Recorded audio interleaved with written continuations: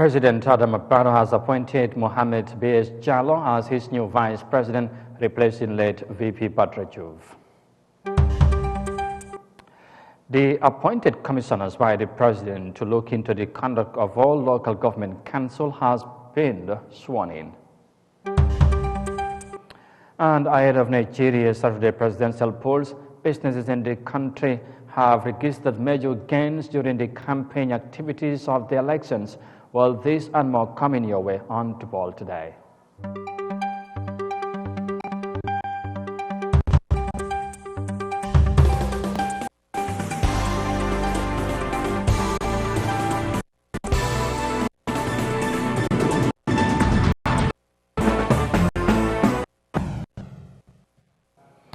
This is Eyeafrica TV, and you are watching the World Today News Bulletin coming to you live from our studios in Banjul. Many thanks for joining us. I am Amadou Kante, and now the news in detail. And we begin this news bulletin from the presidency because President Adam Barrow has appointed Mr. Mohamed B.S. Jallow as Vice President of the Republic of the Gambia, effect from 24 February 2023. A statement from the presidency has announced Mr. Jallow's appointment as the country's number 2 is in accordance with the provisions of Section 70, subsection 1 and 70, subsection 2 of the Constitution of the Republic of the Gambia. Vice President Mohamed Jallow is said to be an experienced civil servant who served in different capacities from an unqualified teacher to the level of permanent secretary in various ministries. He rose to the position of Secretary General and head of the civil service, a position he held until his statutory retirement in 2020. Mr. Jallow also worked at the Senegalo-Gambia Secretariat as Deputy Executive Secretary representing the Gambia. Now, following the demise of the country's former Vice President Badrajuv, who was hailed for his exemplary leadership and love for country, Gambians were eagerly waiting to know who the president will appoint as his successor. President Barrow had earlier said that he wants a vice president who has Gambia at heart, but not someone who will eye his presidential seat. And let's stay or remain with matters of the president, because the Gambian leader Friday presides over the swearing ceremony of the 5 commissioners appointed to probe into the conduct of all local government councils and connected matters. Among other things, the Janaba Basambulet Commission is being authorized to inquire into the councils, in particular, the circumstances surrounding the loans acquired for and on behalf of the local government councils between the period of May 2018 to January 2023, and also to ascertain whether applicable policies and procedures were followed in securing such loan. Maria Macham has more details of that in this report. The establishment of the Commission of Inquiry into Conduct of Local Councils, according to the Gambian leader, came following complaints of financial and administrative irregularities from 4 local government councils. In terms of reference of the commissioners in the conduct of local councils, the president said it is aimed at providing the government with informed policy choices for effective local government reform and a functional decentralization workshop. Speaking at the swearing-in ceremony, President Adam Barrow further explains the rationale of his government's move to set up the Commission of Inquiry. Government bears a statutory oversight obligation over councils. The setting up of this Commission of Inquiry is the result of complaints sent from 4 councils about alleged financial and administrative irregularities. Guided by Section 200 of the 1997 Constitution of the Republic of the Gambia, I deem it necessary to establish a Commission of Inquiry to investigate the alleged irregularities. In discharging our responsibilities as a government, we are committed to the principles of accountability and transparency.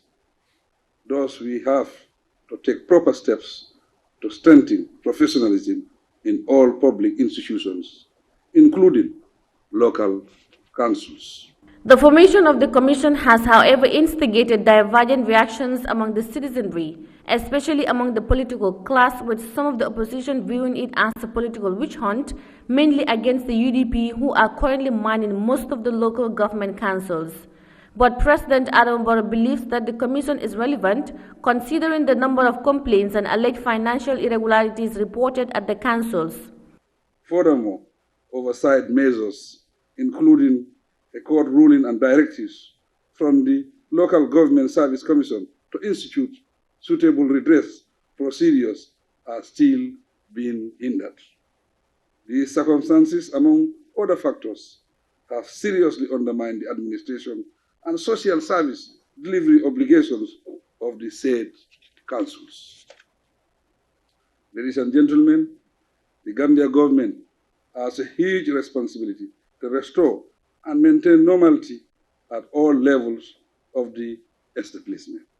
It bears a statutory oversight obligation over council and has been duly advised to adopt appropriate measures to address the irregularities complained against them. Jennifer Sambu, the chairperson of the commission, describes their appointment as a huge responsibility, but she was quick to add that it is a task they will fulfill to its best. I wish to sincerely convey my gratitude and that of the entire commission for the trust and confidence accorded to us. We believe this is a great responsibility, and we humbly accept with full understanding of the task bestowed upon us. Your Excellency, we pledge to do our utmost during the period that we serve to warrant your trust, confidence, support in the execution of our duty. Your Excellency, allow me at this point to refer to the greatest Greek philosopher, Plato, who said, and I quote, "He who works to serve his country must have not only the power to think, but the will to act." Your Excellency, it is my considered opinion that the above quote from Plato aptly describes not only your desire to serve this country, but your will, courage, and determination to act is evident in the setting up of this commission. The 5 commissioners include Jennifer Sambu as chairperson, Sukai Seka Sanyang, Mr. Orimi E. Joyner, Alaji Silla, and Samba Fall. The commission is assigned to investigate and present its report within 3 months to guide the government on the adoption of relevant policy and administrative options. Reporting for Eyeafrica News, I am Mariama Cham. Now, elsewhere in the continent, the increase in electricity prices in Ghana is railing on businesses in the West African nation. There have been some business owners raising concerns about this situation. Ghana's Utility Regulatory Authority attributed the recent price augmentation to the inflation and depreciation of the local currency. Now, local businesses are, however, calling on the authorities to initiate measures to mitigate the prevailing energy challenges. Let's have more details of that in this report. Williams Nanache is laser focused on his business costs, and electricity to produce items for his gifts and fashion accessories shop in Accra is eating into his bottom line. It's actually increased our cost of production because we have to pay more for electricity. This one alone consumes high voltage of electricity, so it was such a big blow to us as well. This month, the cost of power rose by nearly 30%. The utility regulator says the price hike is necessary because it is costing more to produce electricity. Rising inflation and a weakening local currency against the US dollar means power generation is now more expensive. Williams believes a subsidy could help keep his business afloat. They could categorize the whole electricity tariff. You know, we have the bigger factories who are into large-scale manufacturing. They can keep it at certain threshold, and then those of us who are coming up, you know, scaling up startups, who are just been in business for 3, 4, 5 years. Because if the hike is going to be put on us, it's going to really affect us. For now, though, The utility regulator says it is not considering that. It feared spiking prices could affect manufacturers' chances of boosting intra-Africa trade through the African Continental Free Trade Agreement. We've increased electricity tariffs by about almost 60% within the period of 6 months. They all have impact and they all have effects. So we want to be competitive price-wise and quality-wise. These are the concerns that businesses have, and I believe that if we're able to iron this out, we will make a good impact in the CFTA. Williams Nanache agrees. He says for now, he has to pass the extra costs on to customers, but that could also mean many people may not be able to afford his products. And that energy-related report that is coming from the Ghanaian capital, Accra. Moving on, amid the severe effects of the increasing armed conflict in DR Congo, the United Nations is requesting for more financial support to provide assistance for the millions of victims in the East African nation. Now, according to the UN officials, the growing violence in the eastern part of the country has resulted to the suspension of several humanitarian activities in the country. Recent escalation of violence in eastern DRC, hostile relations between DR Congo and Rwanda. Let's have more details of that in this report. The impact of armed conflict in the east of the Democratic Republic of Congo. Aid agencies say the country has the highest number of internally displaced people in Africa at over 5.6 million. The resurgence of the M23 rebellion in 2021 has made the situation worse. Now the UN says it requires massive funding to resolve the crisis. The amount that is being sought is $2.25 billion. $2.25 billion to support 10 million people. It's one of the highest in terms of amount. It's one of the largest humanitarian plans in the world that is being launched today. The militia violence in eastern DRC has partly been triggered by ethnic rivalry and land conflicts. The ongoing conflict in the east of the Democratic Republic of Congo has displaced tens of thousands of people since last year and destroyed their livelihoods. The UN officials gathered here are calling for secured humanitarian access to the displaced communities and more funding to deal with other crises in the country. Some humanitarian organizations have had to suspend operations due to the violence in the east of the DRC. There are so many armed groups.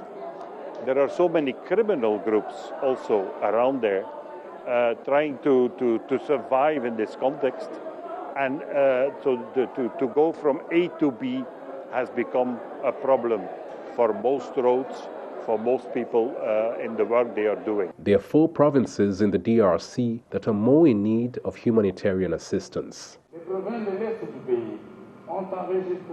Eastern provinces have registered frightening numbers of internally displaced populations, estimated at 6 million. 4 million of them are in emergency situations. More than half of them are in North Kivu province, 250,000 in Ituri, 360,000 in Tanganyika, and 352,000 in South Kivu. The latest fighting between the DRC army and the M23 rebels has caused a diplomatic row with neighboring Rwanda. The DRC accuses Rwanda of backing the rebels, a charge Rwanda has denied. The UN says there are more than 120 armed groups in eastern DRC. Some of them are engaged in the illegal exploitation of minerals. Last year, a Norwegian aid agency described the DRC as the world's most neglected displacement crisis. The United Nations is requesting for more financial support to continue its humanitarian operation in the Southern African nation of DR Congo. And from that report there, we now take a break and come back shortly.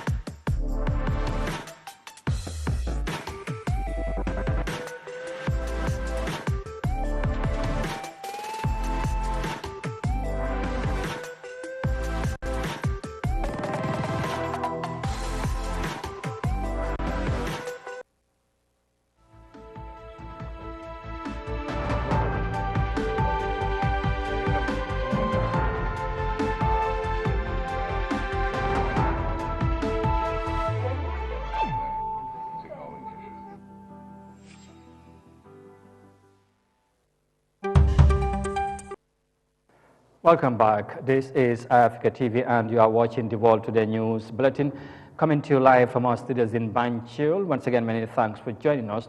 Let's now look at the rest of the stories. Now, the UDP has strongly reacted to the Justice Ministry's recent statement directed to its leader, Ousseynou Dabo, describing the Attorney General's comments as irresponsible and a patent political remarks against its leader, lawyer Ousseynou Dabo. Now, the party says President Barrow's drainage obsession with the passing of lawyer Dabo and the UDP must be called out for. It is a vindictive witch hunt. Our reporter, Binta Jallo, tells us more in this report. Few days after Gambia's Ministry of Justice sends out strong message to Ousseynou Dabo, leader of the United Democratic Party, UDP condemning comments he made in relation to President Barrow's plans to institute a commission of inquiry on all local government councils. The Yellow Party has also responded to the Attorney General and Minister of Justice, Dauda Ejalo, describing his comments as irresponsible and impertinent remarks political against its leader, lawyer Ousseynou Dabo. The party claims that they have also heard two cabinet members and the Deputy Speaker of the National Assembly at a press event of the NPP attempting to cast aspersions on the character of the UDP party leader. This, the UDP believes, is under the directive of President Adama Barrow just to gain political points, and in this case, the fact that they do not understand their constitutional mandates and responsibility under the laws of the Gambia is due to the incompetence of principal legal advisor of the government. Meanwhile, the UDP notes that the personal attacks on its leader, lawyer Dabo, by the Attorney General is unprecedented in the annals of the Gambia's political discourse and hence requires a response. The party says not even in the darkest days of Jammeh dictatorship has an Attorney General entered the political arena in such a disgraceful manner, while noting that out of the 12 or so Attorney Generals that served under dictator Jammeh, none has even issued such a ridiculous statement. In an attempt to rationalize and justify the establishment of the Commission of Inquiry in this material time, the UDP believes Mr. Jallo exposed his shallow comprehension of the 1997 Constitution and principle of separations of powers. According to the Yellow Party, Jammeh's real target was lawyer Dabo, one of the greatest members of the legal fraternity of the Gambia, saying the Attorney General's reference to dictator Jammeh's malicious tactics against his political rivals betrays his invidious motives in issuing his statements. The UDP further indicates that the Justice Minister fails to mention that dictator Jammeh used a similar witch-hunting commission of inquiry against former Mayor Abdoulaye Kante and eventually hunted the elected mayor of KMC out of office, adding that Gambians have seen this political trick before. While reminding him his responsibilities, Dabo's political organization expects the Attorney General to at all times speak to the law and not to trick citations of constitutional provisions in a time of transition, always from a political dispensation where the law and state institutions were weaponized by dictator Jammeh to victimize his political opponents, the media and human rights defenders. The UDP also says it upholds the principle of accountable financial management for public officials. As noted by many commentators, the local government authorities have been regularly audited by the competent authorities, and any audit findings therein shall be dealt with in accordance with normal administrative procedure for public financial management. But the party believes that the setting of a commission of inquiry for democratically elected local leaders at this material moment is politically motivated, totally unnecessary, and a waste of public resources by the government. Reporting for Eyeafrica TV, Binta Jallo. And from the report there by Binti Jalo, now on to our final story, because businesses in Nigeria have generated more benefits in the country's 2023 political season ahead of the much talked about upcoming presidential elections. Politicians in the West African nation were busy over the past months popularizing their activities, leaving several businesses such as the printing industry reaping more benefits. Now, economic analysts observe that election period present a perfect opportunity for an economic growth as millions of Nigerians go to the polls to elect their new leader in tomorrow's elections. Let's have more details of that in this report. It's a busy season for printers in Nigeria. Banners and campaign materials are rolling off production lines to help politicians get ready for the February 25th elections. The political parties are many, each having aspirants who want to be seen and heard. Our machines have had to work non-stop, sometimes for up to a week. I can't deny the fact that we've been making good money. According to Nigeria's Institute of Journalism, political campaigns are projected to contribute at least 40% of the total advertising expenditure in the first quarter of 2023. The businessmen here say the demand from customers has increased in the last few months. They now work extra hours to meet up. Transport and hospitality, events and planning, and logistics are some of the other businesses thriving from the electioneering process. Economic analysts say the election period presents a good chance for economic growth. If you have the opportunity to have a business, try look at the future. Try look how you see how to invest this money, small monies you are getting, to see how you can be able to grow the economy, by expanding on your business. Politicians have promised to make the country better when elected to office, but printers like Jibril Muhammad are already reaping the benefits ahead of the polls.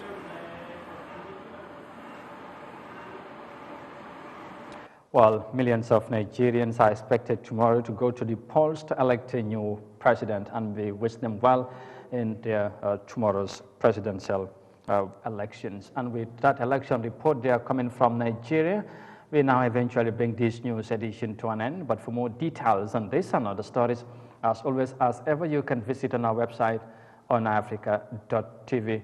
The Ball Today News Bulletin will return on Monday. But for now, on behalf of the entire production team, many thanks for the privilege of your company. Thanks for watching, stay safe, and do have a pleasant weekend ahead. Bye for now.